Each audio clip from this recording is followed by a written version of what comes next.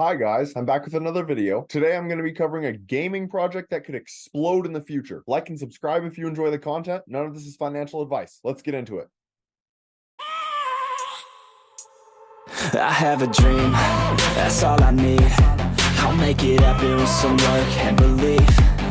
So the project I'm going to be covering today is Games for a Living. The ticker is GFAL. According to CoinMarketCap, Games for a Living is currently ranked 715th among all cryptocurrencies. It's trading at a price point of just under 2 cents. It has a market cap of only 12.5 million, a max supply of 10 billion, and a circulating supply of 750 million. That's about 7% in circulation. Now, this is probably the least attractive quality about this project. However, it is not a deal breaker for me. They will release 2.25% of the supply every month on the 13th.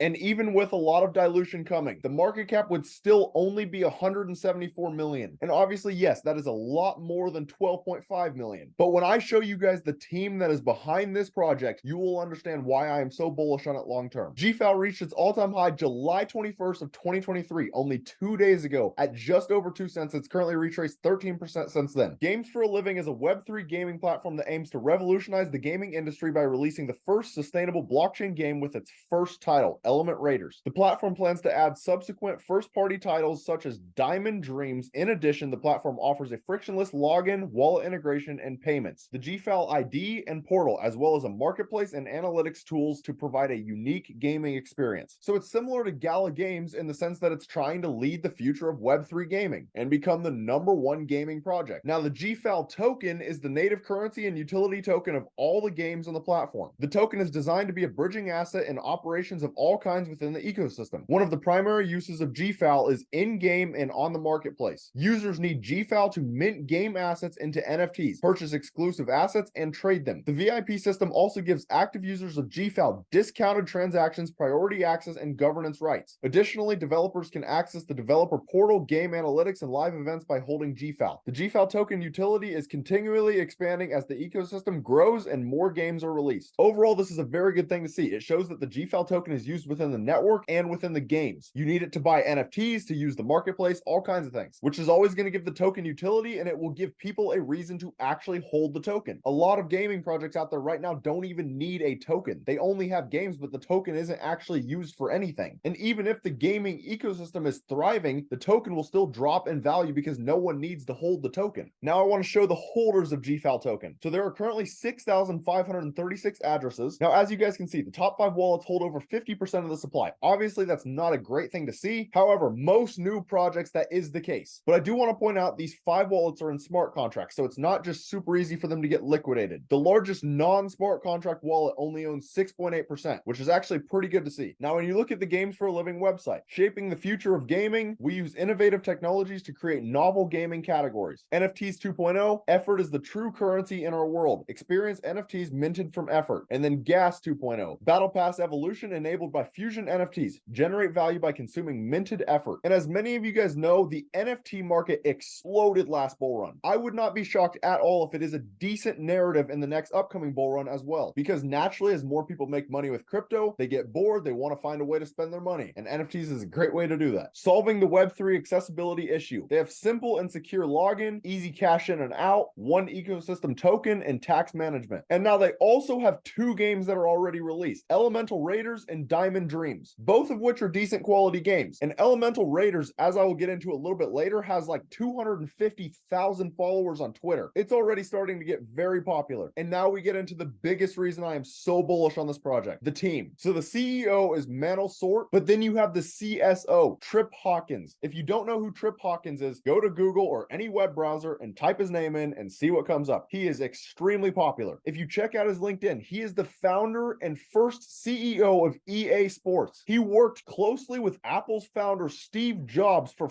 4 years, and he led Apple's planning and execution in the Office desktop market and helped grow the company to a Fortune 500 leader with 4,000 employees. And as you can see, he personally produced and designed Madden, which, say what you want about it nowadays, but it's still one of the greatest football games of all time. And that is coming from someone that actually plays it. And he graduated magna cum laude from Harvard University. I mean, can you really get a more credible name to be on your team for a microcap gem that currently has a market cap of 12.5 million. And then you look at Manal Sort, the current CEO of GFAL, highly effective professional with over 2 decades of experience in the video game industry and more than 60 titles developed and published in a wide array of platforms, many to critical acclaim. And his biggest selling point to me is the first vice president of Activision Blizzard King. He started 2 mid-core game projects, Call of Duty Mobile and Action Toys. So first we have Trip Hawkins, who is involved in EA Sports, and then Manal Sort, who is involved with Call of Duty. You really can't get bigger games than this. And then if you take a look at their roadmap, they've already achieved a lot of what they set out to achieve. And for Q4 of 2023, they plan on getting Elemental Raiders the full launch on Epic Games, full launch on Steam, full launch on mobile, overall just getting what is probably their best game out to the public. And when you look at the Elemental Raiders page, it actually looks pretty cool. They have a whole website just for this individual game. And if you guys are interested in actually playing it, you can watch a trailer right here on the website. But the game overview is fight, win, and earn. Hero battler, PvE and PvP, and true ownership. Players earn rewards by winning combats and trading all their in-game assets with other players.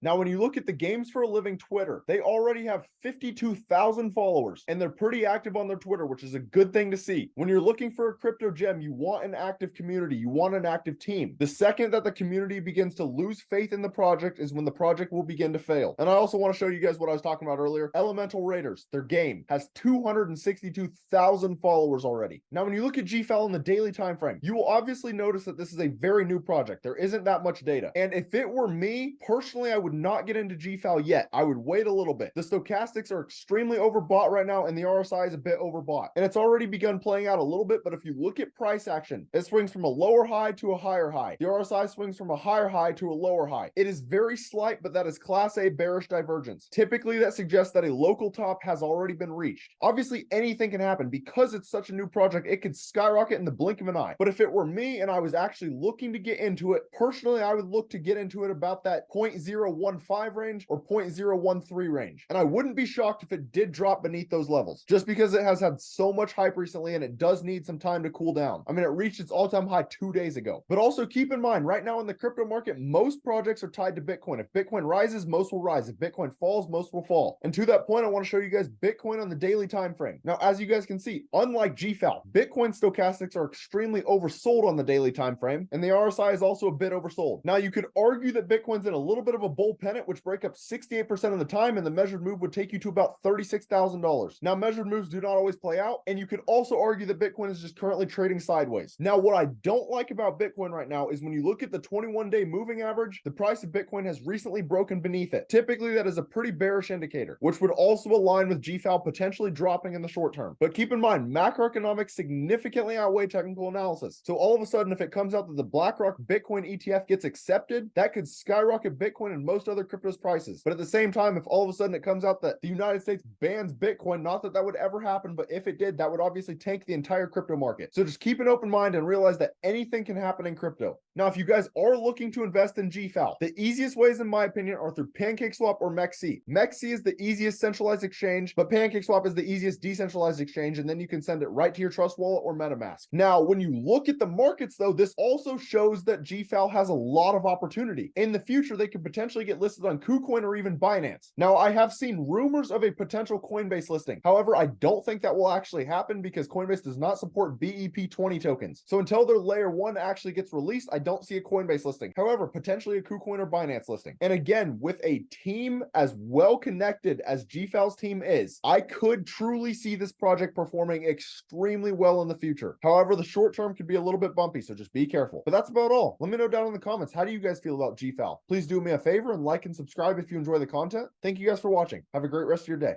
Hitting the ground running, up and coming, ain't nothing, yeah, rookie of the year, I'ma keep it 100, cold-blooded, no budget, from nothing to something, I ain't bluffing, I got a full hand, and a full plan, I ain't gonna stop till I'm at the top, man, every single drop got me feeling awesome, I'm a